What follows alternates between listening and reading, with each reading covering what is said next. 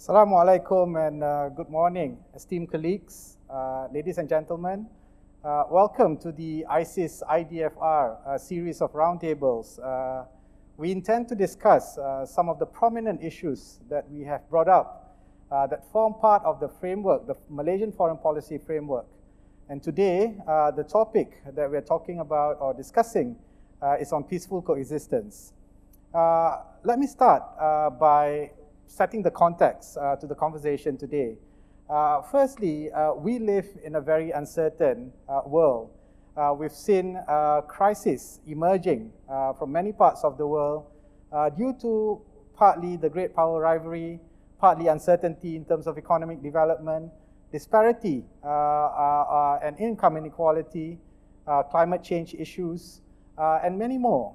And all of this obviously leads to different crises, tensions that has grown to different pockets of society, as well as in terms of relations between nation states.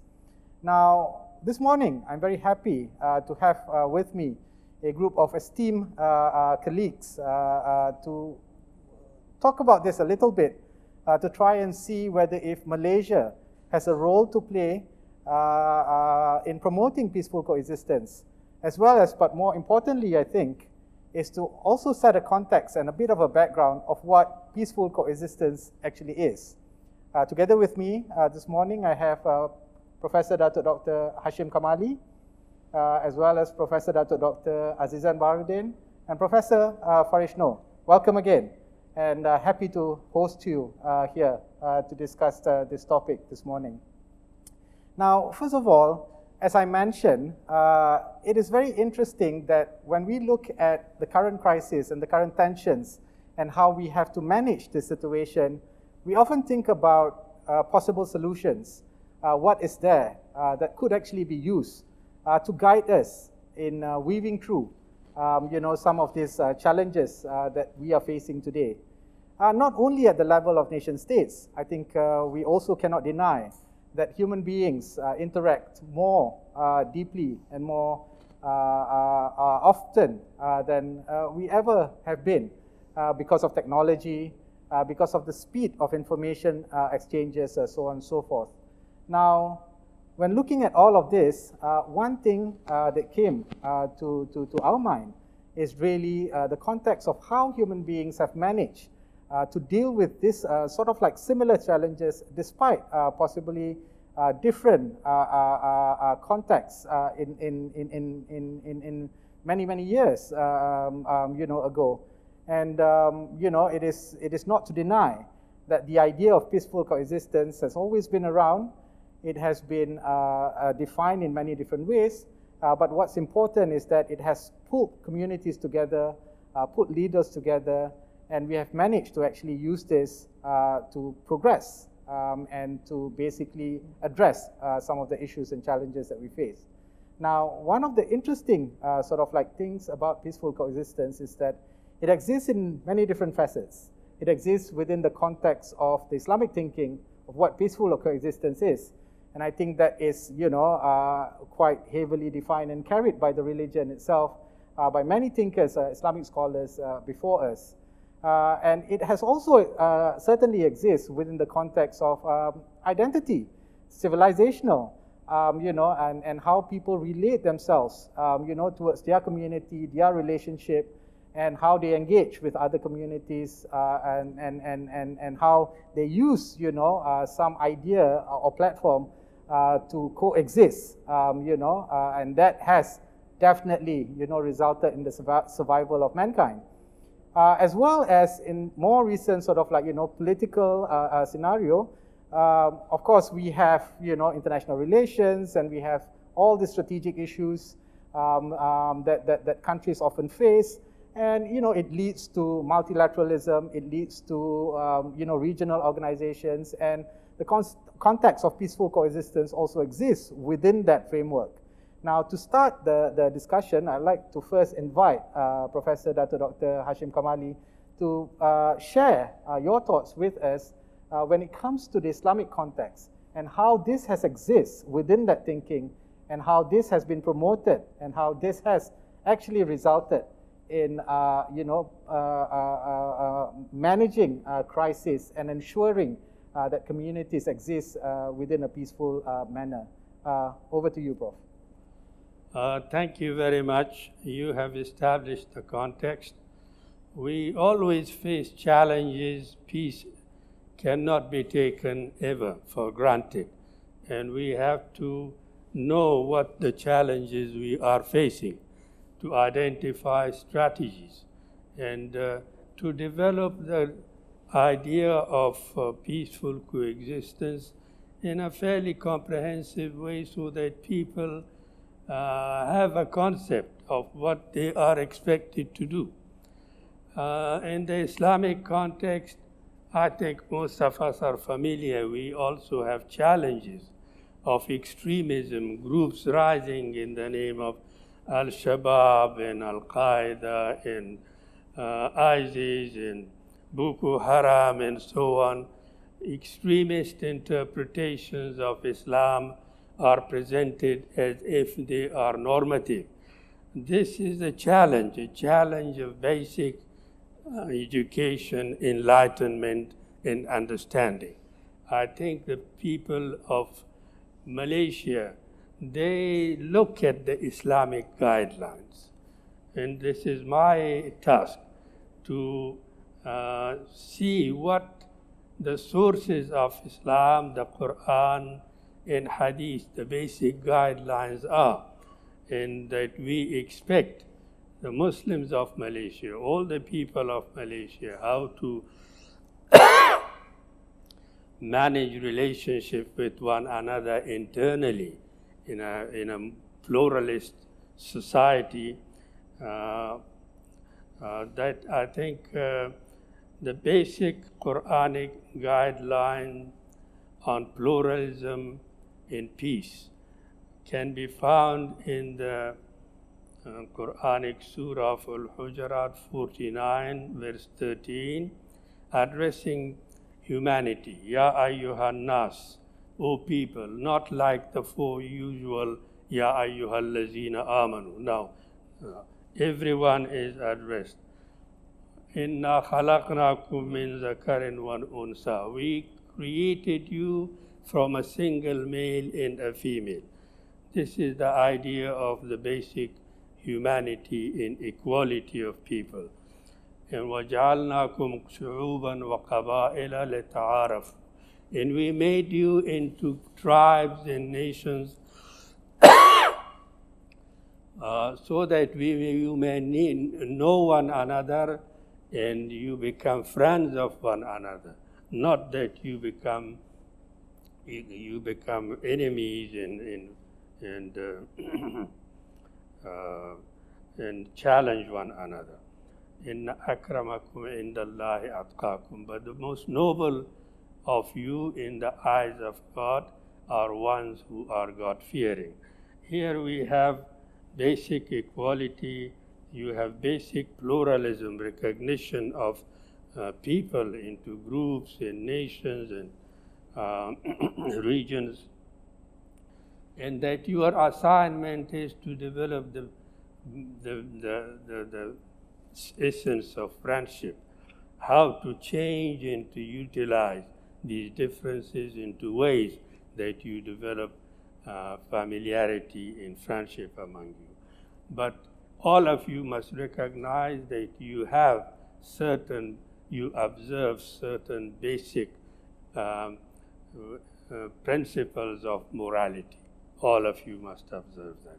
I think this is the basic Islamic outlook on pluralism, and peaceful coexistence resonates with Islam very closely, although we do not have an exact expression in Arabic for peaceful coexistence. But if you look at the totality of the evidence in the Quran and Hadith, very clearly the support comes out for a peaceful world. First, the idea of the vicegerency of man. We are the keepers, the gatekeepers of the world, the vicegerents, the successors, so that we build a peaceful world and a just society. This is the basic assignment from the Islamic perspective. The recognition of other religion in the Quran, of course, of the monotheistic, the Jewish religion and Christianity. And the Quran also mentions two other religious groups, Sabi'in and Magians, Zoroastrians. But the Ahl al-Kitab, because of this mention of others, the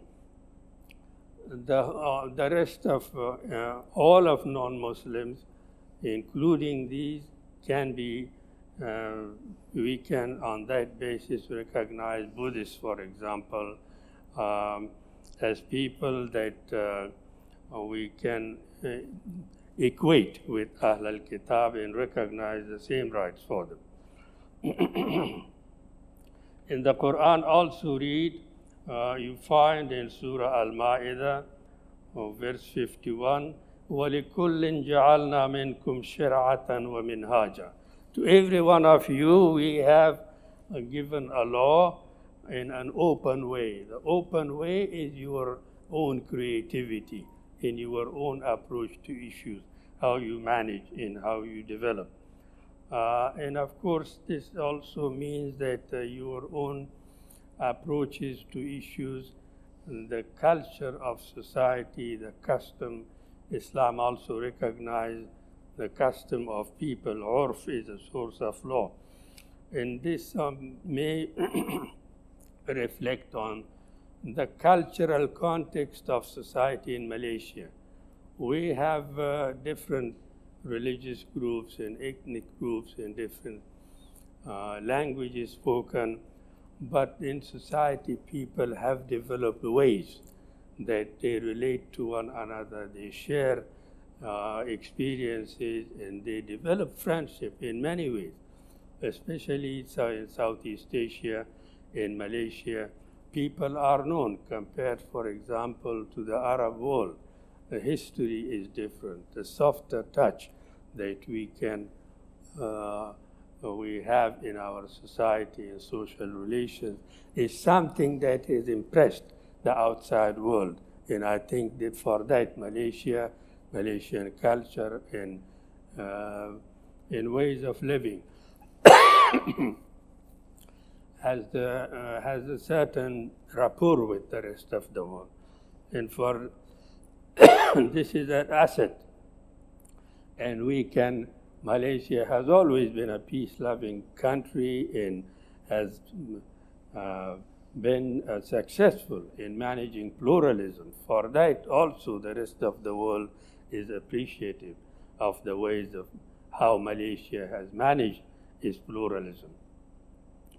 Then in the Quran, how do you resolve conflicts among you? You do that through negotiation and understanding. And with people of different people of different religions, always most courteous approaches to negotiation. وَلَا تُجَادِلُوا أَهْلَ الْكِتَابِ إِلَّا بِالَّتِي هِيَ أَحْسَنُ. Do not dispute anything except in the best. You may discuss your differences, but in the best possible way, the most courteous way. This occurs in two places in the Quran. And the teaching is that the best ways, most diplomatic and courteous and rational ways that lead to successful conclusions. This is the idea of ta'aruf that El-Rami said, mutual recognition leading to friendship. That is the Islamic guideline that we have. And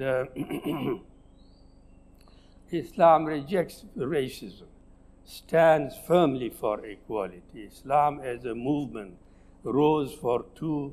It was an uprising for justice, and it was an uprising to fight discrimination and challenges that were prevalent in pre-Islamic Arabia. Then in the Quran we also have tell to the other two people, وَقُلْ يَا أَهْلَ الْكِتَابِ, tell to the people, the أهل الكتاب, followers of the book, تعالوا إلى كلمة سواء بيننا وبين, come and to agree with us on the word that is agreeable to both of us. We can agree on certain things. We may disagree on many things, but let us find the commonalities. Come and find what we have together. When you look at Malaysian society, we have different ethnic groups, but we are all citizens of Malaysia. We have commonalities. If you reflect on these, it is more purposeful rather than focusing on our differences. This is Islamic guidelines that we identify what we can do together to develop a beneficial purpose. That is the purpose. I think that again, in the Quran, how do you develop these social relationships? How do you develop ways that you do not allow conflict to take root in society? Several guidelines, how do you communicate with one another? And here you would be impressed to see that وَقُولُوا قَوْلًا سَدِيدًا, speak to one another in clear and concise ways. Your purpose should be clear. قَوْلًا مَعْرُوفًا, speak to one another in good words. قُولُوا قَوْلًا كَرِيمًا, speak to one another in generous and beneficial ways. Speak قُولُوا قَوْلًا مَيْسُورًا, in easy communication, commonly understood ways that you قَوْلًا بَلِيغًا, comprehensive in purposeful manner of speaking. وَقُولُوا قَوْلًا لَيِّنًا, speak gently and kindly to people. قُولُوا قَوْلًا حُسْنًا, beautiful words. And these are the Islamic guidelines. I think that then there is a clear recognition of human dignity in Islam. The Quran recognizes human dignity. وَلَقَدْ كَرَّمْنَا بَنِي آدَمَ, we have given dignity to the children of Adam.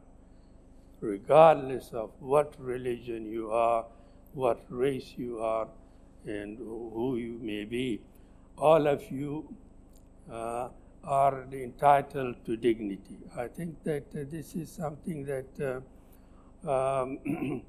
you learn the idea of equality in building the principles and ways of a peaceful world.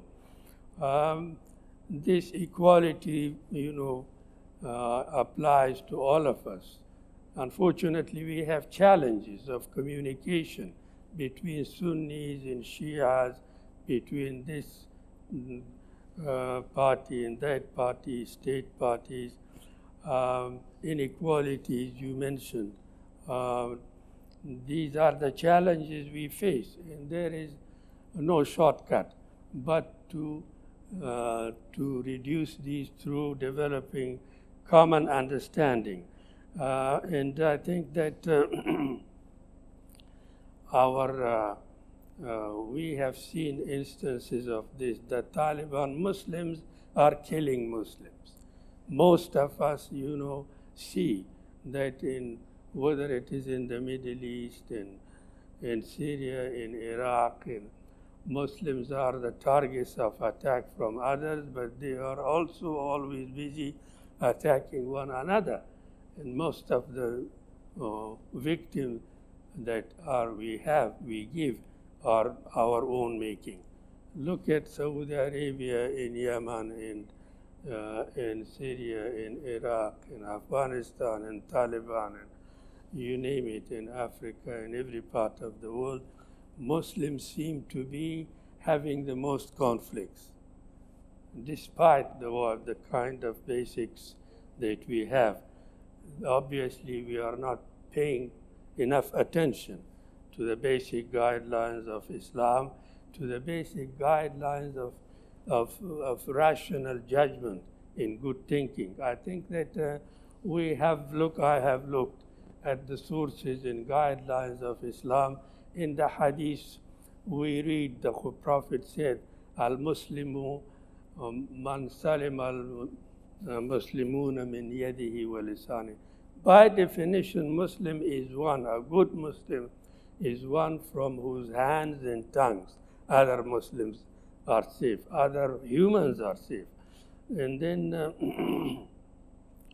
I think that the Prophet, how he developed good relations among people of different, in his experience in Medina, for example, among his companions, the Muhajirun, the Ansar, they were different groups, different people.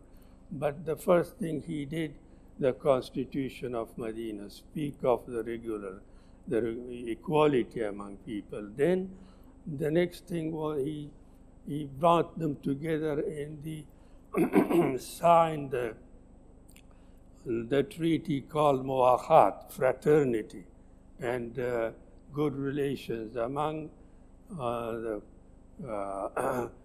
inhabitants of Medina who were Jews and non-Muslims and others. And they became, after that, they offered their own homes and houses to others. To that extent, he was very successful, and he was very assertive of this, treating his companions in the most respectable, gentle, and generous ways. We have very good example from the sources of Islam, and I think that if we try to reflect on our history, Islamic teaching, our cultural guidelines, I think we have rich sources of very good education to keep reviving among ourselves, so that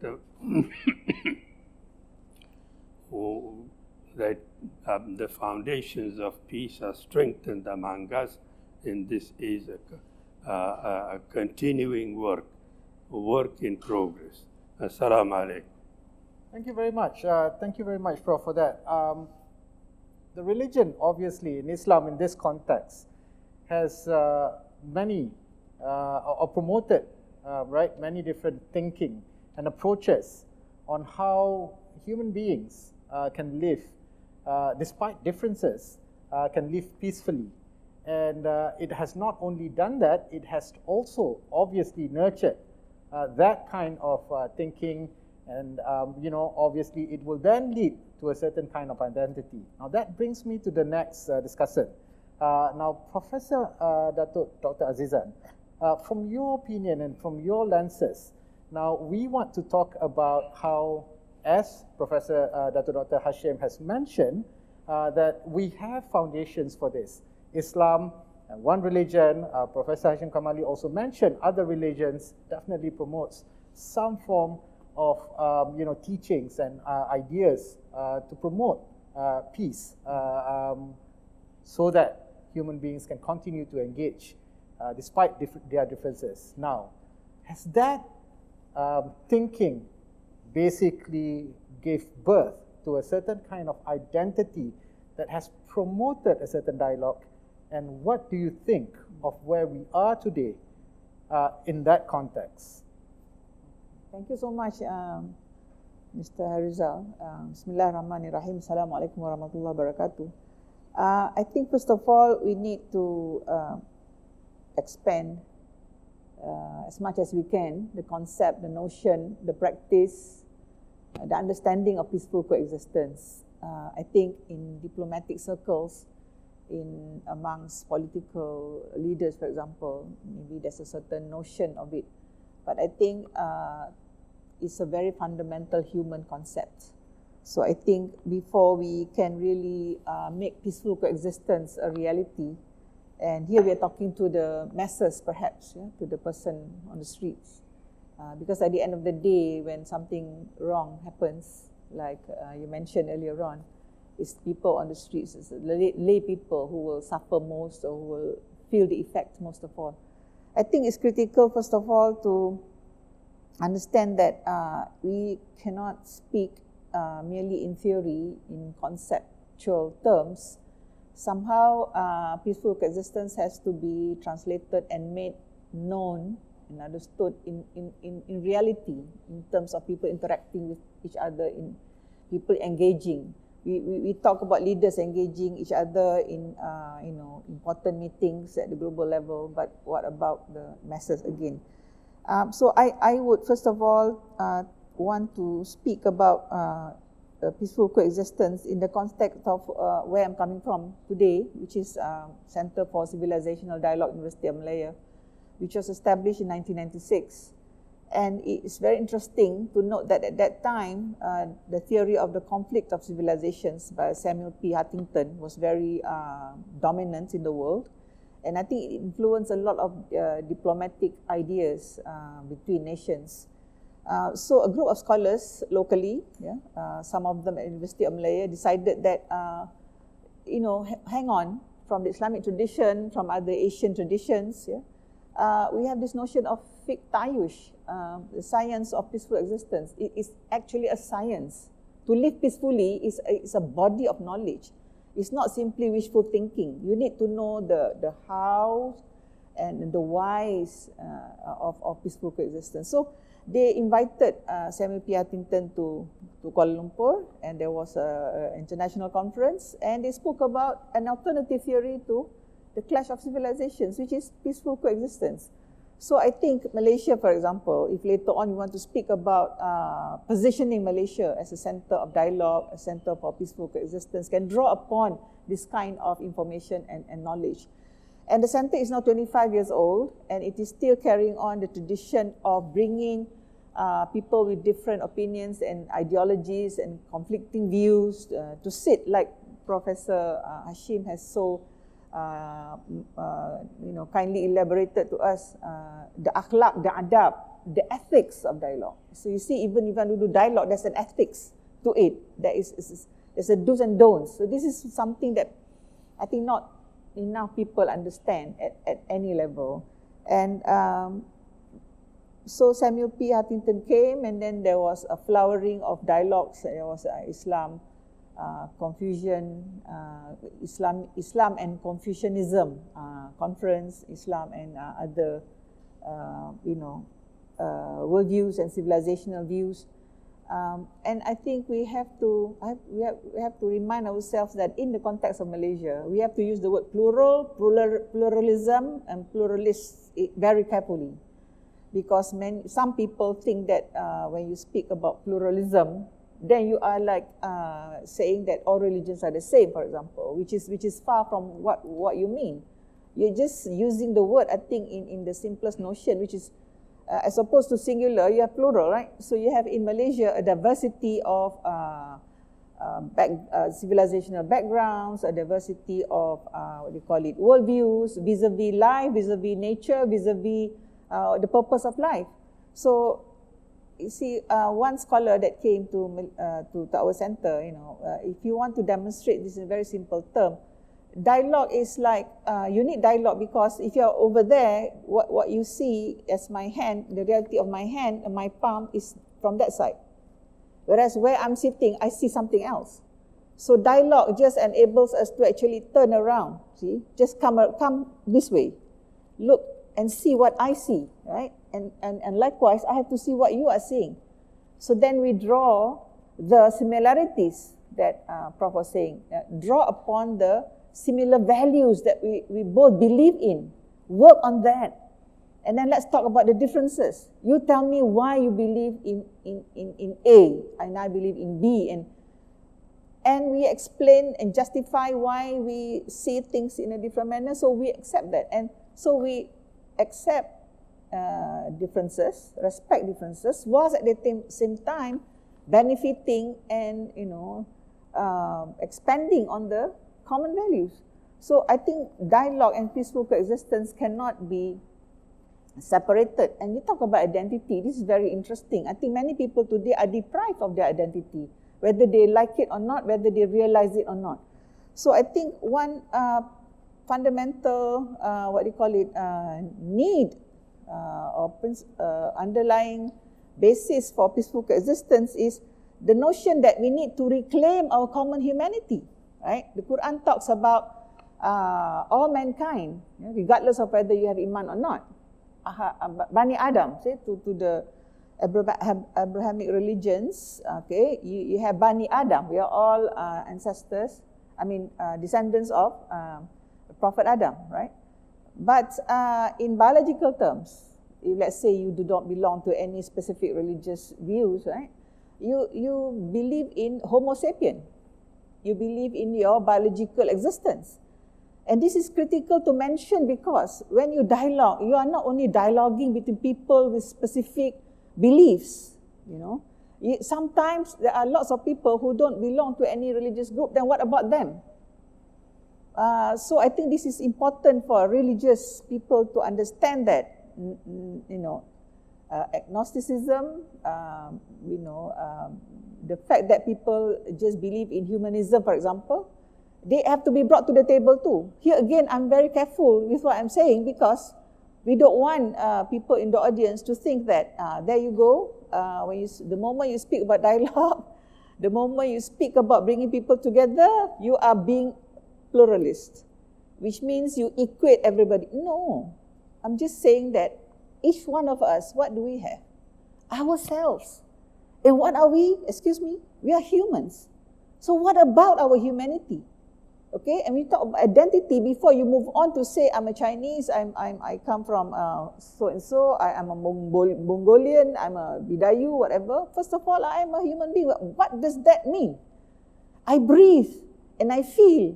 So I have my physical, I have my spiritual dimension, I have my emotional dimensions. So how do I relate all those? How are all those things inside me related to what's around me, right?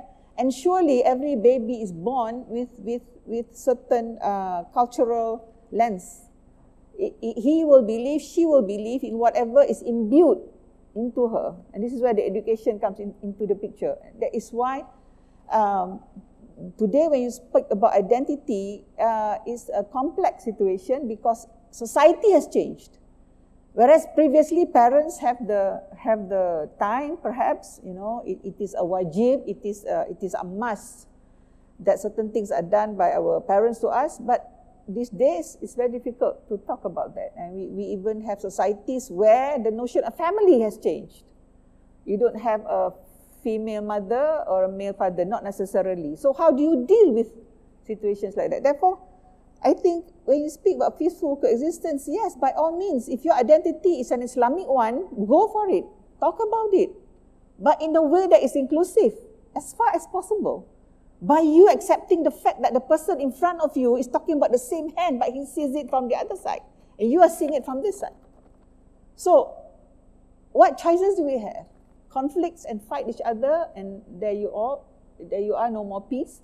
Or, as humans, we stick to the fact that the most basic fundamental belief is we are humans and we are imbued with certain things which is empirically undeniable.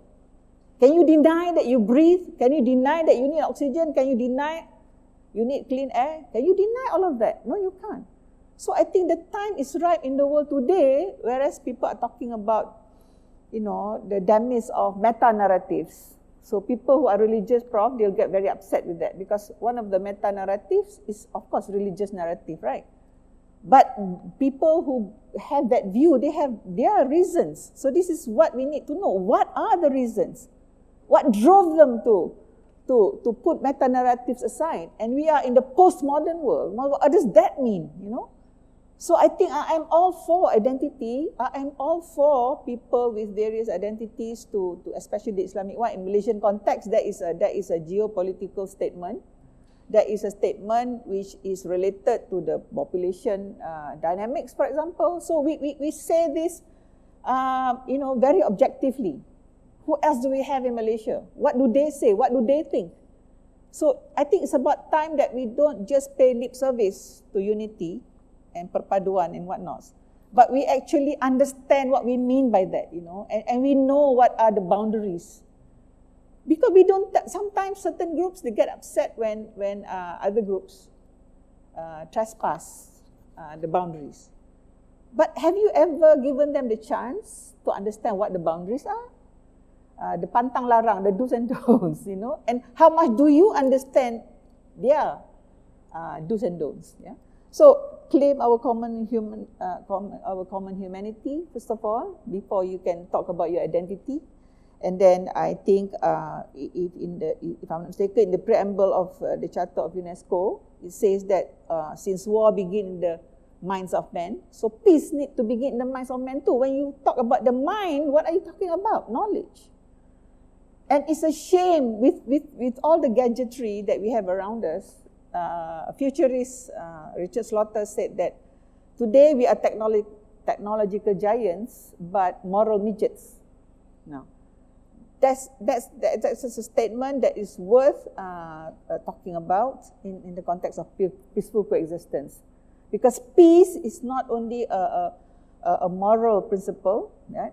but it is also, I think, a very physical, scientific principle. So here, if you will allow me, I'll just extend the notion of peaceful coexistence, not just between man and man, but also man and nature, right? You don't have to have a Bachelor of Science degree in biology. Excuse me, you don't have, you don't have to. Yeah, we are, like you said, so aptly in the beginning, we are in the midst of climate change. Let's do a survey. How many people actually understand that notion? And here, again, we can, let's not do the blame game. It's all those people, the meteorological department, they never warned us. They told us about it, but they never warned us. So this morning when coming here on the radio, the expert was saying, in Japan, for example, there's, ramalan, there's telling people what may happen soon, but there's also the amaran, the warning.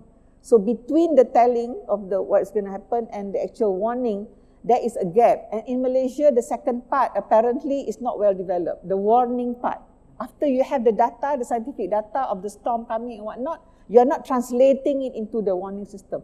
So I think today that can be a rallying point. Because when you speak about dialogue, it can be dialoguing in theological terms, in conceptual terms, in many ways. But there is also something called the dialogue of life.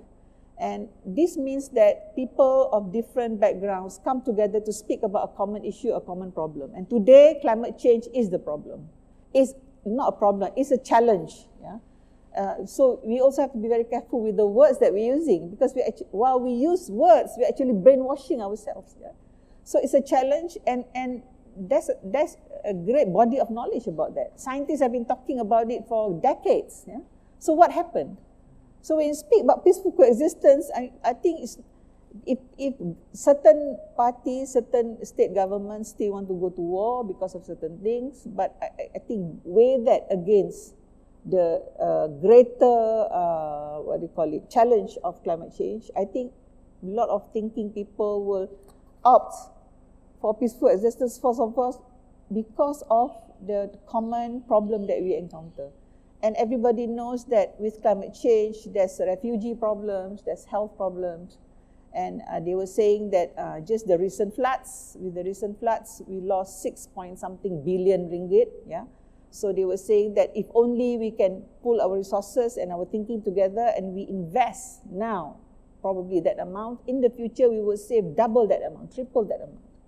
So this is the kind of issues that call our attention to paying closer or giving greater respect to nature, to the environments. And I think Today, it's not like you're doing this when you love nature, you respect nature, you're not simply being romantic about it. No, it's a real reality that has to be embraced, because we live, first of all, in a home which is nature. That is our first house. And oxygen, water, and land are our life support systems. And right now, those three items are being depleted at a very rapid rate, and data is showing that. So the question is, what is peaceful coexistence with nature all about? And that is why we have the Sustainable Development Goals, for example, because climate change does not merely affect climate, but at the end of the day, it affects us human beings, and we don't even have time to speak about identity if just physically we are not able to survive.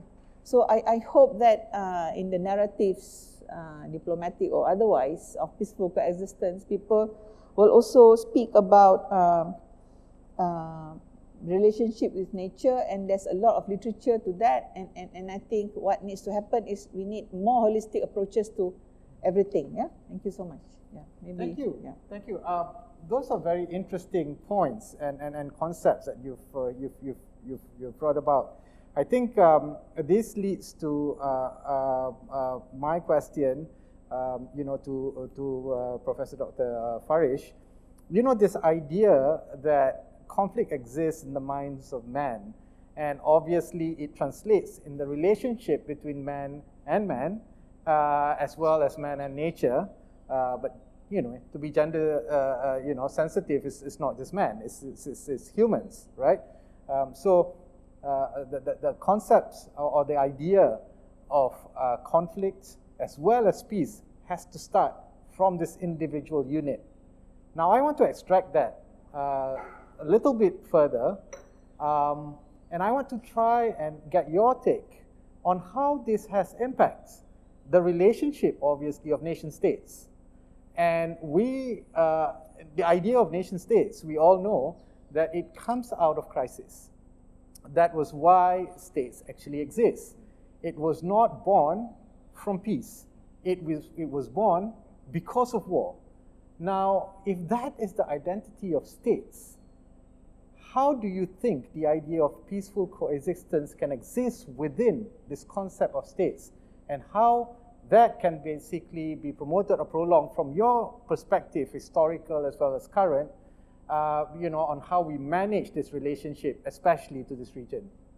Prof. Okay, why don't we set this in the context of the region that we are familiar with, which is Southeast Asia. Now, to go back to your point about the modern nation state as a product of a crisis of political violence, and how the modern nation state, the Westphalian state as we understand it today, is basically the net result of prolonged internal conflict within Europe itself, which has given birth to the nation state and later the colonial state and the post-colonial state. If you look at our region, Southeast Asia, some would argue that before colonization, the various polities of Southeast Asia lived in a state of relative peace and coexistence, mutual recognition and coexistence. But we need to ask ourselves, were these pre-colonial polities consciously attempting to create this stable condition or this prolonged state of peace, or was this by default the result of other forms of political economic praxis, which was fundamentally centered on trade? What kept our region together, Southeast Asia, before colonization? What kept it in a state of relative stability was the mutual economic dependency between the various polities. We were trading all the time. Peace becomes the result of that, because you can't have trade when you are in conflict. Now, to go to your question, therefore, when we look at conflict, now this is the important point. Wars are engineered. Wars don't happen naturally. We do not spontaneously, for no reason whatsoever, pick up arms and go to war against one another. And I think this is where, when we look at the state of the world today, and we look at the manner in which conflicts have been engineered, particularly from the 18th century all the way to the present, we see the role played by not only states, but all the tools of modernity that we are familiar with, mass media, social media, propaganda, tools and services, which are all now at the disposal of various nation states all over the world.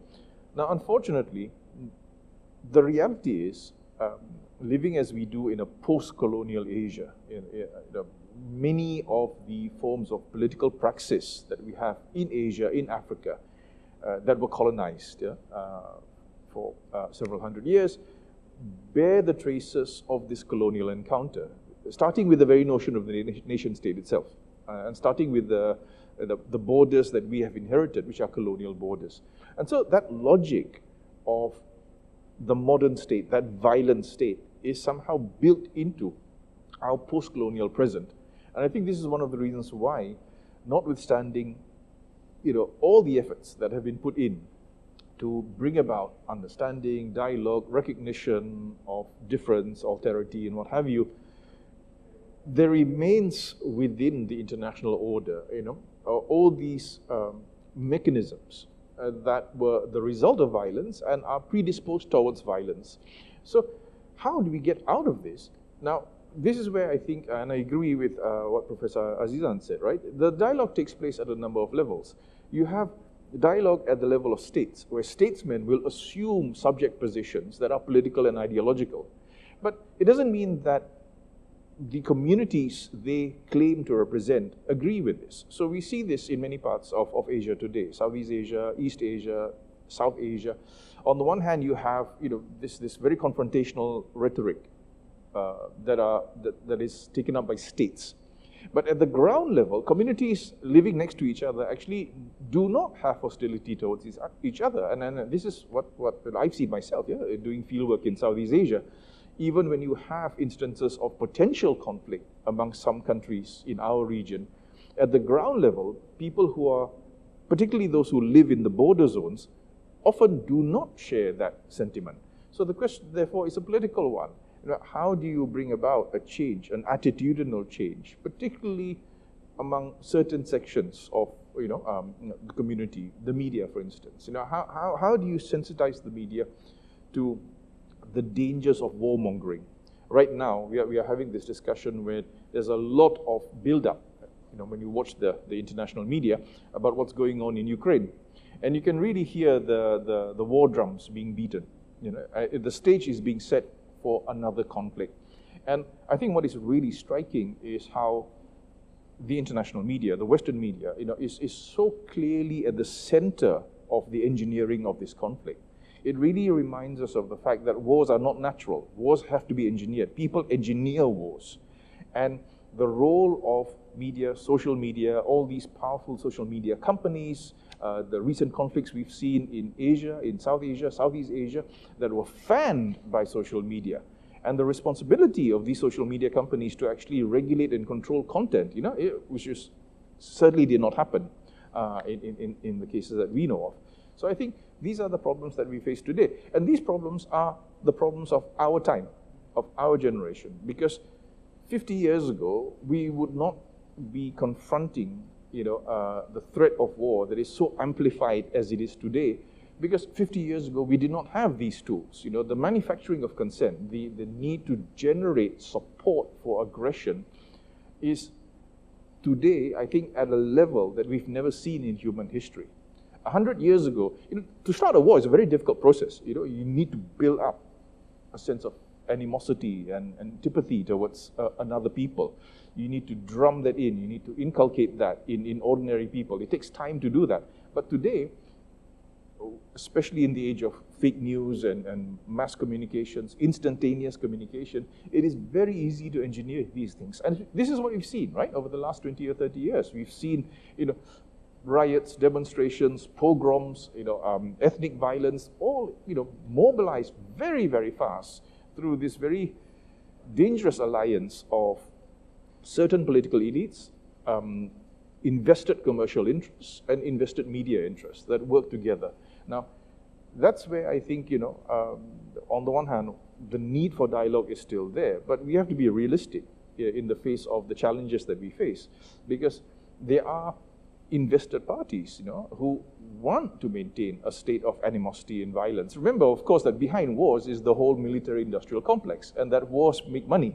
Yeah, there's a long history of countries making profit by selling arms. So every time there is a conflict, we see, another arms race and another arms race. And sadly, since you talked about, being in our post-colonial present, this is the post-colonial world and post-modern world that we live in today. In the age of post-industrial capitalism, these are the kinds of, economies that we are going to be confronted with, where a state of constant tension and anxiety and hostility is being maintained simply because it actually serves economic interests of not everyone, but groups that are identifiable.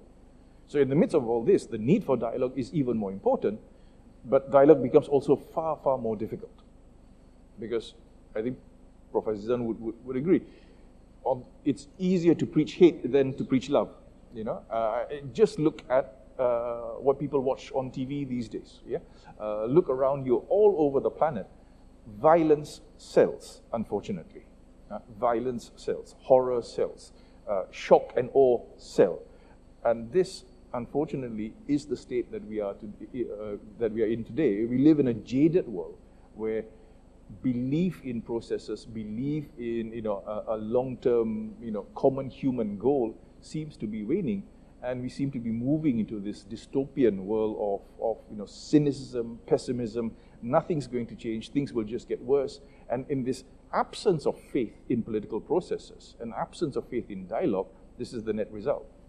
Excellent, excellent. Now, so I want to bring us to, very quickly, the how to do it, right? And these are I'm going to invite sort of like very short comments from all three discussants about Malaysia, our position, based on the Islamic sort of like, background that we share, based on the multi-religious, multicultural identity that we carry, as well as based on our position and our recognition, possibly as a nation that has always been interested in promoting, peace around the region, especially for, for trade, for better development and stuff like that. Despite all the challenges that we have, challenges with the environment, we have challenges in terms of income inequality, we're still talking about development gaps in this country, we're still talking about human capital development. All of these are obviously challenges that we have. Now, within that context, I'd like to first invite Prof. Hashim, can you share maybe in 2 or 3 minutes your take on how can Malaysia position itself to bring this idea? We all have to understand that it's very important for us to promote the idea of peaceful coexistence. But how, practically, a country like Malaysia can bring this forward? Well, from the Islamic perspective, maybe we can make 2 points first. One is that Islam has given certain guidelines about different matters, but it also has recognizes siyasa shar'iyya, that is the government imaginative ways in initiative, policy initiative decisions that establishes good governance and addresses affairs and issues that it faces. That is the other is mu'amala bil misl, that is reciprocal treatment.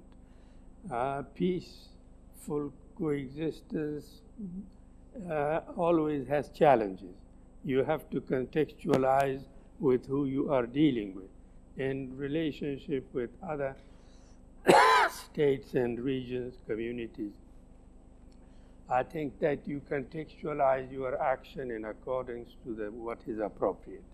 This is that Islam gives some guidelines, that is the Sharia, but outside that it is rationality, good judgment in leadership, in initiative.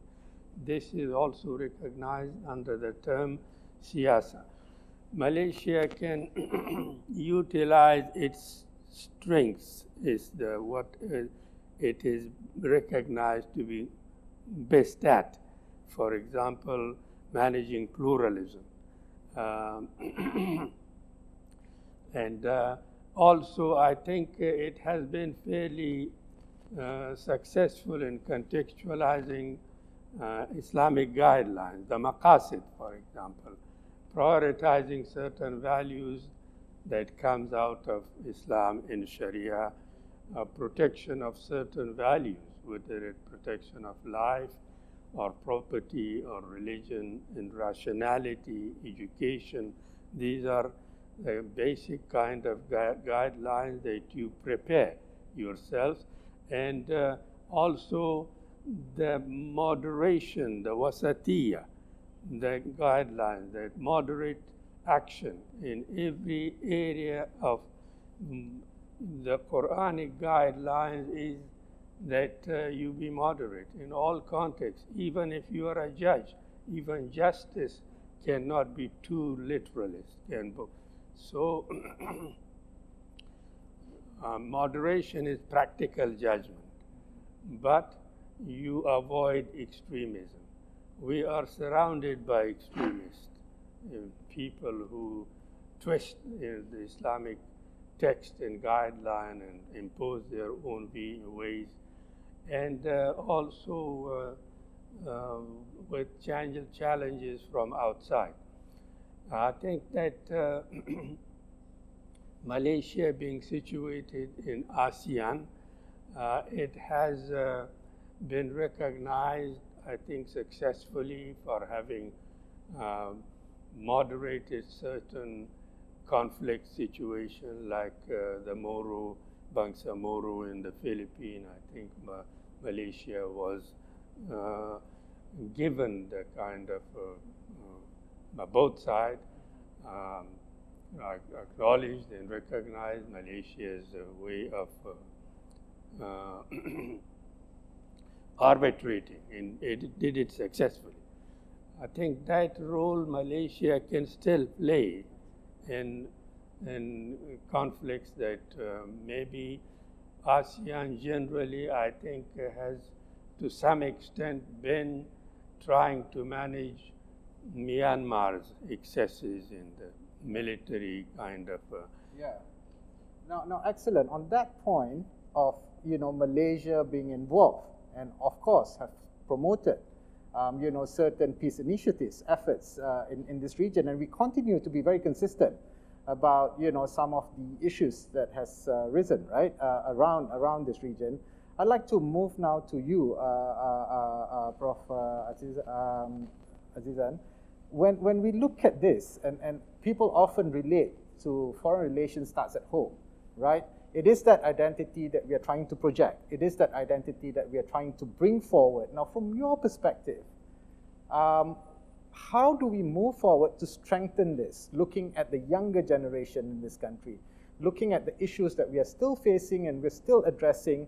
Are we able to strengthen this role that Malaysia has and that Malaysia is recognized to a certain extent in the future? Now, your take on that, Prof.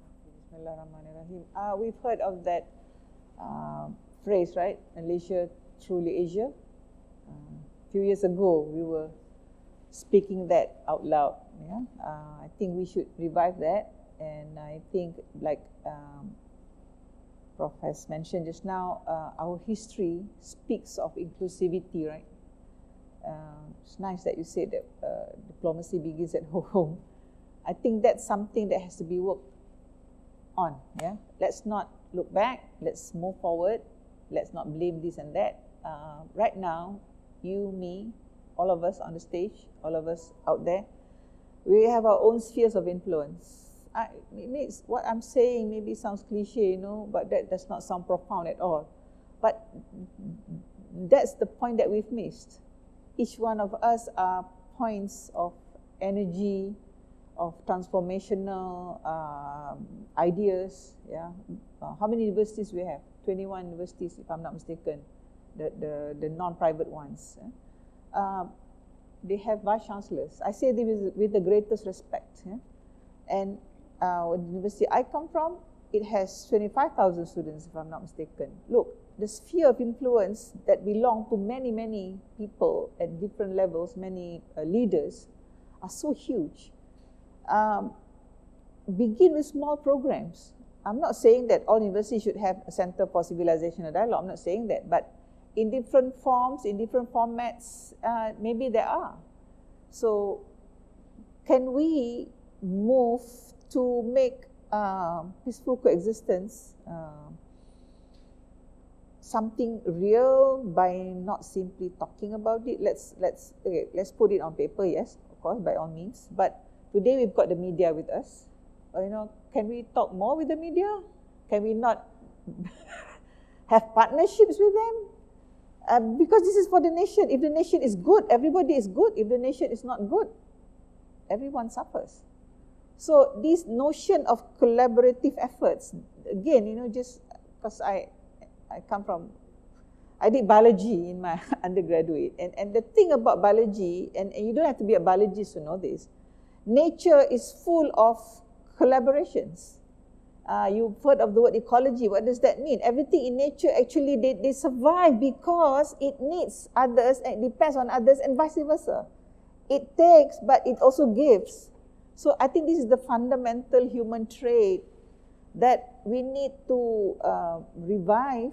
And you are a diplomat, and you have your world of foreign relations and all of that, and you will have your way of making this real at the dialogue tables when you go to your partners internationally, for example. But in the here and now, I think not being too idealistic about it, nor too simplistic about it, I think is a reality that you can pick up on almost any topic that is of value, that is of significance to our life today, and create a dialogue out of it.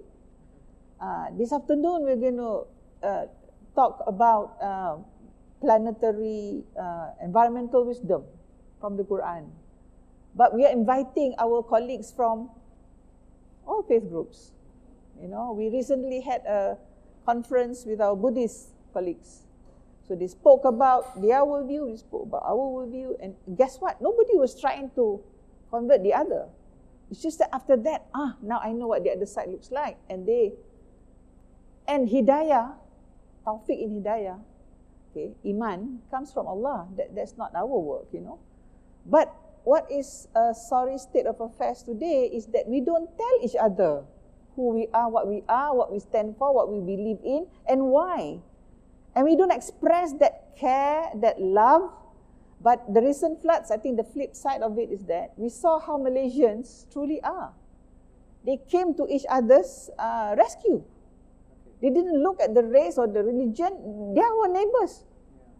And that's a very excellent point, Prof. And I think if I may bring that to you,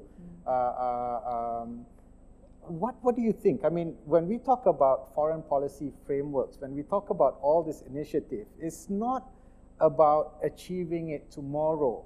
It is about continuity. It is about how we, in a longer run as well, look at our country and where we can be in the future. And obviously promoting all this, a common humanity.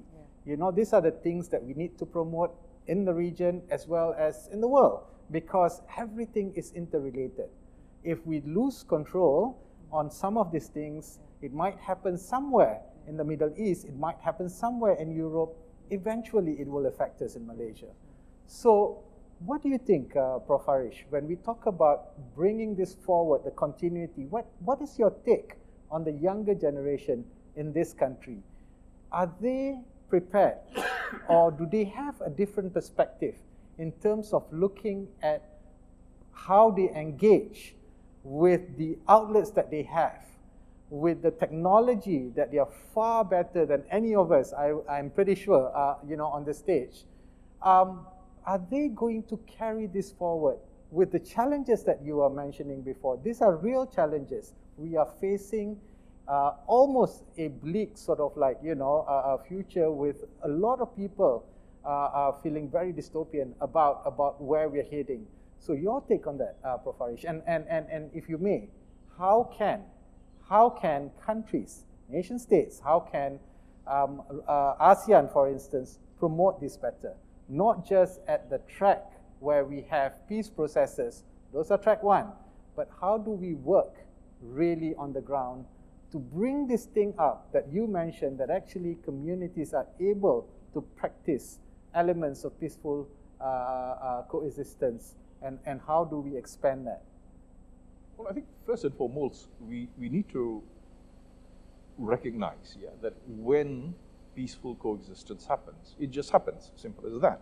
You don't wake up in the morning and say that I will peacefully coexist with my neighbor. It just so happens, because there are other attendant variable factors. You are dependent on your neighbor, you know your neighbor takes your kids to school, you know. So these things therefore foster that. So you need that familiarity. But when you're looking at since you talk about the younger generation and the loss of faith, it's a loss of faith in the possibility of positive societal change. People feel increasingly powerless. And this includes the young people. I mean, you mentioned that young people today are familiar with all these technologies. Yes, they are familiar. It doesn't mean they control them. Just because our children are better at Facebook, Instagram, and all that doesn't mean they run Facebook. They don't run Instagram. They don't run any of these things. So, in a sense, they are more dependent upon these things than we are. We are more off the grid than they are. So they are plugged in, and by virtue of the fact that they are plugged in, that's where I believe the exposure comes. The question is, if you want to have attitudinal change, since we're talking about our region, what role can Malaysia play, as a partner in Southeast Asia? How can we bring about a stronger, sense of, common identity and coexistence among countries in our part of the world? I do not believe that the people, the communities of Southeast Asia, bear hostility towards one another. They don't. There's no evidence of that at all. In fact, like Prof. Azizan said, there is an ecosystem where we are mutually dependent. We're even dependent on the basic things. The vegetables we buy in the market come from our neighbors. So we are already there. But that fostering of a sense of a common purpose, a belief that ASEAN means something, that ASEAN has a future, that's what's missing. Now, Harizal, ASEAN has been around for more than half a century. And yet, until now, we do not have a common Southeast Asian history curriculum that we teach across our region. So we always assume that simply because we live next to each other, that we know each other and we're familiar and comfortable with each other, which is not true. Just because we live next to Singapore or Thailand or Indonesia, proximity doesn't mean knowledge. We actually don't know much about our neighbors. And this is true of all Southeast Asian societies. Indonesians don't understand Filipinos, Filipinos don't understand Vietnamese, Malaysians don't understand Thais. We live next to each other, but we have not fostered this. And the challenge of fostering that, to have this belief in this connectivity between societies, cultures, nations, and economies, is all the more important now. But how are you going to do that, particularly when the younger generation feel disenfranchised, cynical, worried about their future? I mean, thank God I'm about to retire, but if I was in my 20s, I would be very worried about my future. I would be very worried about my future because I'm exposed all the time to news about threats of war, violence, economic collapse, instability, a non-existent, professional future or what have you. These are the things that young people are exposed to all the time, and that cynicism, which again and again gets reinforced, as we saw recently in the Global Environmental Summit, where so many of the things that the younger people in particular wanted, were not delivered. It's a very tough sell these days. How do we somehow reactivate this belief in political processes that you can actually bring about positive change in society? And the last time that something like that happened was perhaps, the peace movement during the Vietnam conflict in the 60s. And you'll note, for instance, by the end of the Vietnam conflict, the popularity of, say, violent programs or movies, declined because people felt that, no, we don't want this. We don't want a culture of violence. Look at where we are today, 50 years on, and we are back to square one. We are back to this very Westphalian, very realist, very state-centric, very transactional practice of diplomacy, where you give me something, I give you something, and ecological concerns, human rights concerns, reform concerns are all out of the window now. And I think that's a sad state to find ourselves in today. And for that reason, I don't blame the younger generation for being cynical. But it's precisely because they're cynical that the need for intervention is more important today than ever, I think, you know. Well, excellent. I think obviously there's a lot that needs to be done. I have to say that I'm very happy and very glad to be part of a working group that has, you know, ensured, obviously under the direction of Yang Berhormat Datuk Saifuddin Abdullah, our Foreign Minister, to have peaceful coexistence as to be something that is, you know, embedded within the Malaysia's foreign policy framework. Now, on that note, a lot to be done. We have to do it. I think all speakers agree that this is not a matter of choice any longer. This is a must. We have to continue promoting this. We have to ensure the younger generation, despite all the challenges that they face, despite the uncertainties, that are able to understand these concepts and carry it forward. On that note, you know, I would like to invite, if there are any questions from the floor on the topic, we'll take a maximum of 3 questions. And please address the questions to the specific speakers. And if you can be brief as well. Thank you. Hello, I'm K.S. Balakrishnan from University of Malaya. And I think the panelists gave eloquent ideas on values, good values that come from religion. I guess every religion has got that essence in it. But we are in material world, and materialism is so strong that even a small country like Malaysia is swallowed by a materialist China to an extent we dare not even to voice out, you know, our actual feeling that they are doing wrong, they are aggressor, you know, those kind of stuff. Or we are also, with all this belief that we have fundamental principles, we dare not to voice out to the Saudis, saying that they are doing the wrong wars in Yemen, you know. So we have gone to that level. So how a small country like Malaysia will have to deal this kind of situation for future generations? Because you all have the right knowledge. Yeah? Thank you. So the question is for, Professor, the question is for? All right, so anyone to take up that question? The question is about, you know, how Malaysia has to balance its position internationally. And, you know, it can be quite tricky with all these developments around the world. But, you know, we have to stay firm, and we have to also promote certain thoughts and ideas that we have. Now, obviously, we have to treat, you know, all situations fairly and openly. But how do we do that in this very, very, you know, complicated, you know, relationship? And obviously, for a small country like Malaysia, we need to master that to survive. Any takers? I'll have a response. I think that's a very important question. It's not $1 million question, it's a $1 trillion question, even more, you know. Wanting to say something, but to be doing it and to be actually practicing it, right? And I think many people would concur with what you've just expressed. I think the answer, to be practical, is that we need a holistic approach. Just one philosopher, just one scholar, just one writer, you know, just one motivator saying it, where does it go? Nowhere, perhaps. Yeah.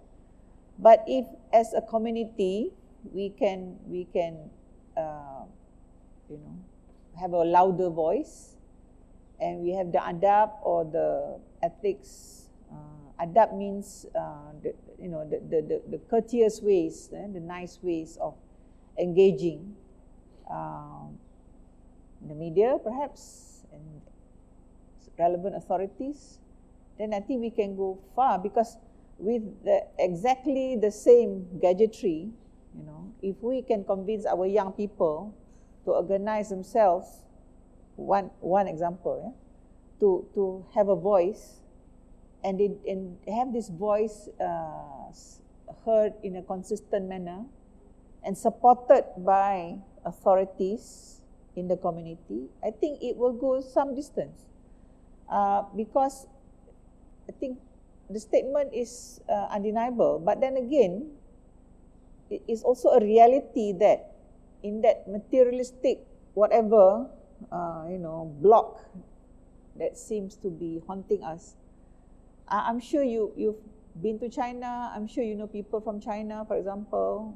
We've heard of people like Jack Ma. You know, people are scared of the singularity. People are scared that AI, artificial intelligence, will overwhelm human beings. But what did he say? He said, don't be scared. Do not compete with the machines, what the machines can do better, calculating and all that. But these machines, they cannot do what humans can do, which is collaborate, empathize, love of beauty, and so on and so on and so on. That's why I go back to what I said earlier. One science that we need to teach today, one knowledge, type of knowledge, is what is a human being? What it is? What does it mean to be human? Where did we come from? I'm sorry, I mean, it's no more about whether it's Islam or whatever. I can only speak about Islam because I'm a Muslim. So, in Islam, the Quran is the book that says who we are, what we are, where we come from, where are we going after this, why are we here? You know, and whilst we are here, how should we live? And the muamalah and all that, these are just the background. You know, every day you have to be doing things, right? But then again, the attitude, the values that you deal with those things, okay, come with your religion, like it or not. From the word religare, to be bounded to something. Religions means that our akal, our reasoning, and our sense of feelings, are bounded by certain values. Okay. Some Muslims do not realize that a lot in the Quran is about ethics, actually. It's not about laws. This is the misunderstanding. When people say about Islam, it's all about laws, do's and don'ts, do's and don'ts. You don't understand. There's a lot of things inside there. So I would challenge myself, just as I challenge my students. I used to teach at university also, regardless of their background. What are you, a Hindu? Okay, how much do you know about religion? How much do you know about your religion? Do you believe in them? So the sad answer for many young people is that they don't have the opportunity to really learn and understand. And sometimes the worst part is when they ask questions, they are warned not to ask questions. So I would say that the way we teach our children religion or traditional values need to change also. And is there guidance about this in the books? Yes. In the Quran, yes. Okay, Prof. Yeah. Those are really Yes. very, very strong and Yeah. important points. Yeah.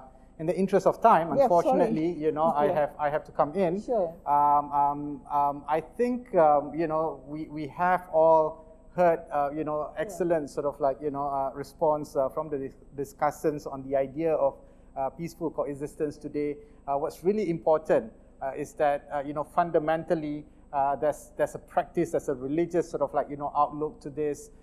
There is a need to encapsulate this into an identity, making people to understand better. And Prof. Farish, your point about we have to understand more, right? Proximity doesn't mean that we understand our neighbors, and without that knowledge, and you brought back that point, Prof, on the question, without that knowledge, we cannot then promote something. If we don't understand the other side, and the other side have very lack understanding of us, that is very difficult. It is very difficult for us to promote any kind of dialogue.